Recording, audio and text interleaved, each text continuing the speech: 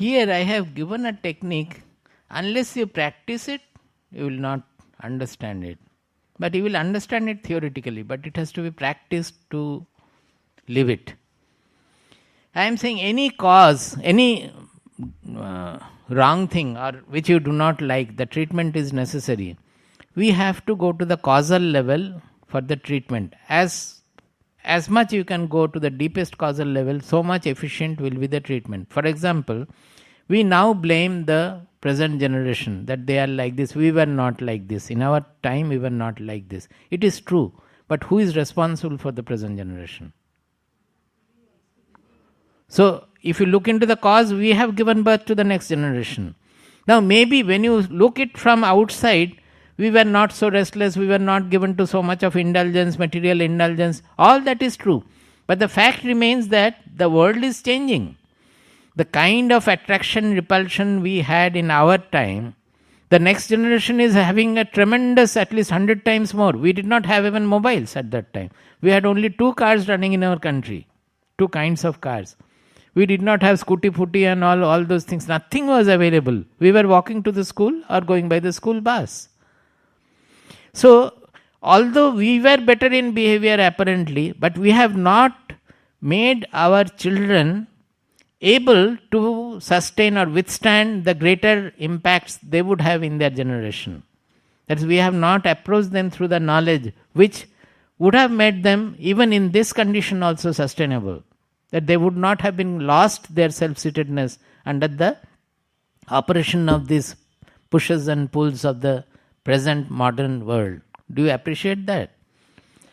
So this is a general technique that wherever the treatment is now, in this case particularly the generation, you cannot go back to our generation or the previous generation and apply the treatment. You cannot.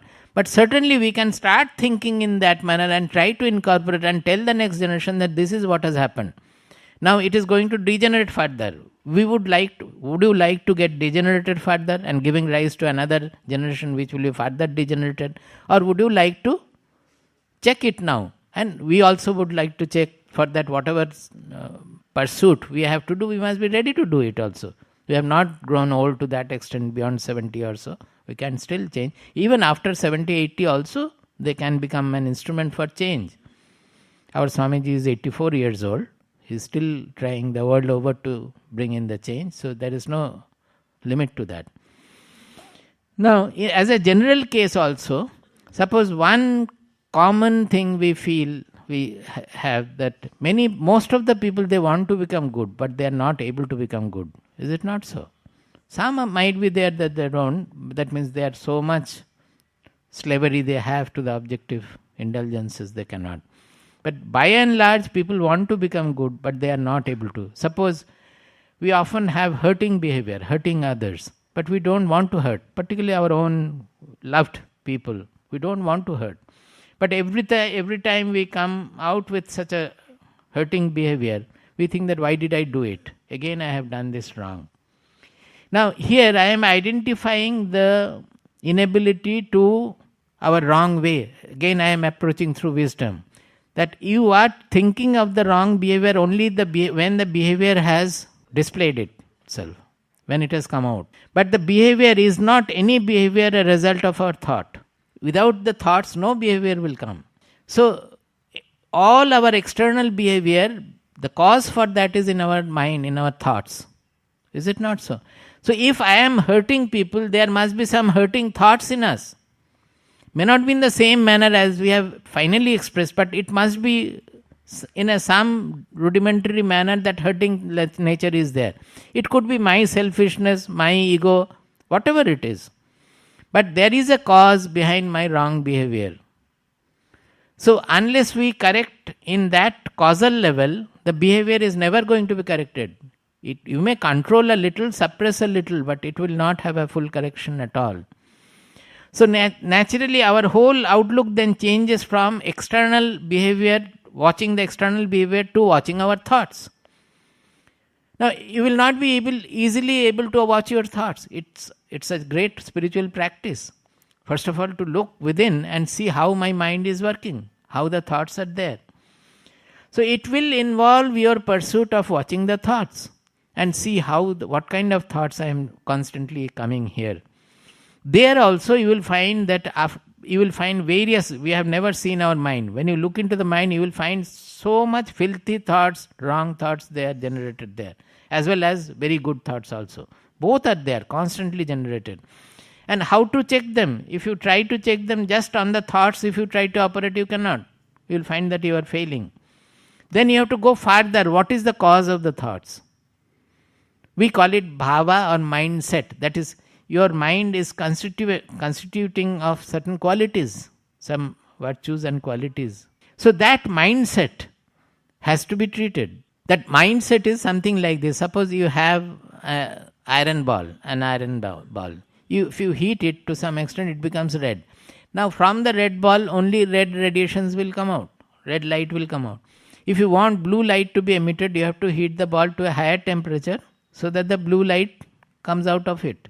Or you have to change the constituent molecules of the ball.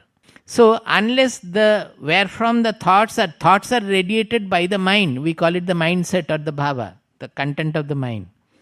So unless that is treated, we will not be able to control the thoughts. By control, nothing will happen. The thoughts will emerge and we will behave also accordingly. So if we really want a change in our behavior, in our interactions, we have to treat our mindset. Let us know very well. Without that, there is no way. That is the causal level where we have to treat. We always give the example that suppose you want to change the flow of the Ganges, direction of the Ganges. Will you try from the Ganga Sagar to push the water back and change the flow? Or in the Gomukha, where it's a trickle of water coming down through a stone, you plug it and change another, open it somewhere else, the Ganges will flow in another direction. It will completely change the course. So we have to go to the source level to change. And that is what our mind is. Now, how can you change your mindset? I have already discussed. Give good thoughts, noble thoughts, because the mind has been constantly interacting with a fragmented world, selfishness, blaming tendencies, complaining tendencies, or indulging tendencies. If we give the mind good thoughts, liberal thoughts, embracing thoughts, universal thoughts, automatically the mindset will change and that will radiate such noble thoughts. Correspondingly, the behavior we don't have to control. Automatically the behavior will be good, will be noble. Do you understand this point? This is extremely important. I would call it technology of the mind. That how to have it will lead you to such an integrated personality. Normally you will find always there is a friction going on in our, not one, hundreds of frictions are going on in our personality. What the intelligence says, the mind is refusing to accept. Where the mind wants, the senses are refusing to take, it is wanting another way. There are also so many factions are there. By this, what will happen? It will be a complete integrated personality. Wherever lies the goodness or the auspiciousness, according to that, the intelligence will guide the mind. And following that, the mind will guide our body, the senses and all. It will be a complete integrated personality. In Kathopanishad, we have a very good example. See, they have illustrated the senses with 5 horses. They are representing the senses. The rein is the mind. The Sarathi or charioteer is the intelligence. And our own personality, the soul we call, that is the innermost personality. That is the master of the chariot. That is the I we are talking about. Everybody has that I who is seeing the body, seeing the mind, seeing everything. It's the seer of everything. Now, where will the chariot go? According to the master of the chariot, it should go. Suppose you wanted to come to CIRD, it is you who is deciding and asking the taxiwala or autowala or the driver to take me there. Then the driver has to run the vehicle in the manner that it reaches here. So the intelligence, the Sarathi, always have to look to the innermost, our inner voice, you can say. Why am I saying inner voice? It is common to all. Have you seen a person who does not like love? We always want to be loved by others. That is our foolishness. Because if we radiate love, then we don't have to look for anybody's loving us. Do you get my point?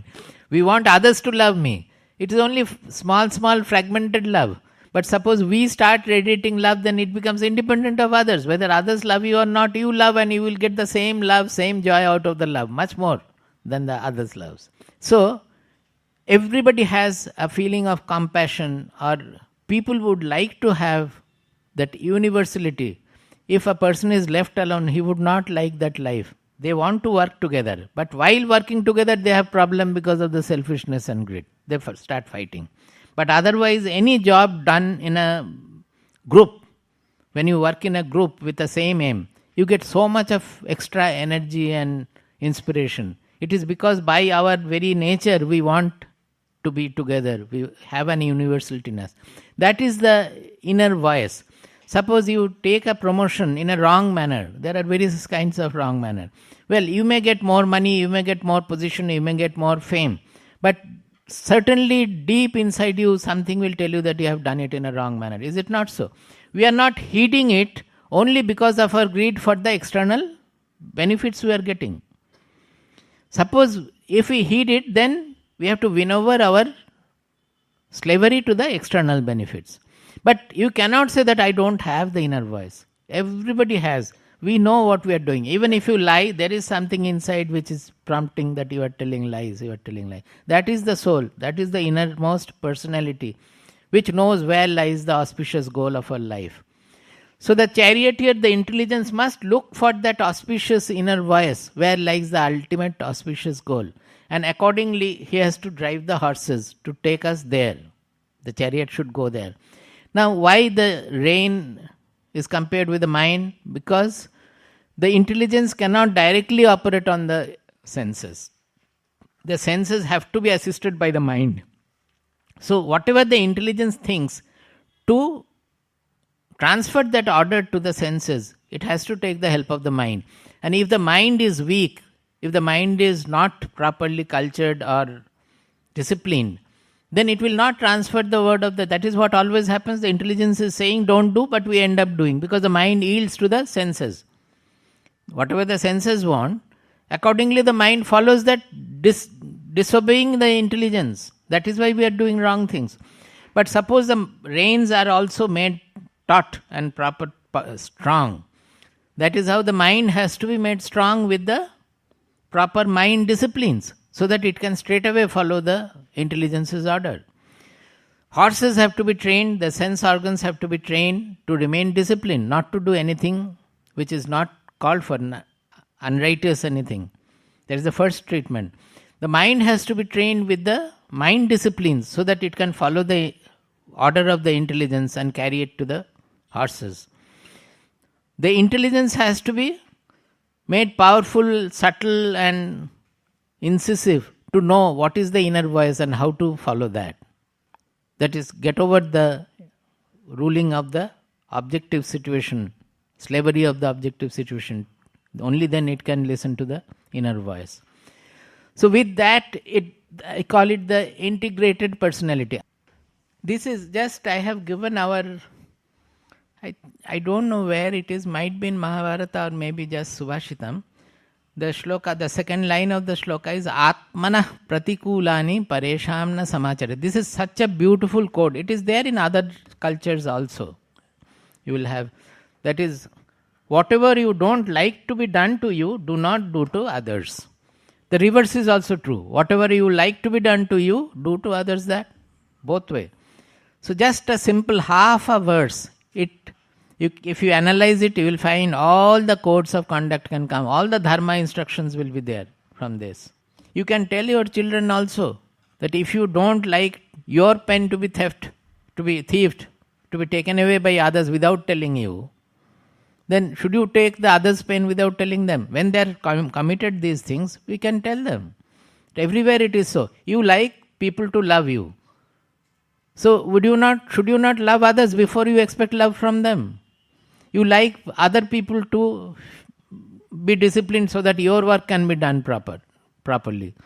So naturally you have to be disciplined so that the others' work also will be done properly. Everywhere, every field. This is such a great, it's like a capsule. You can extend it to any level, anywhere. It's such a powerful code.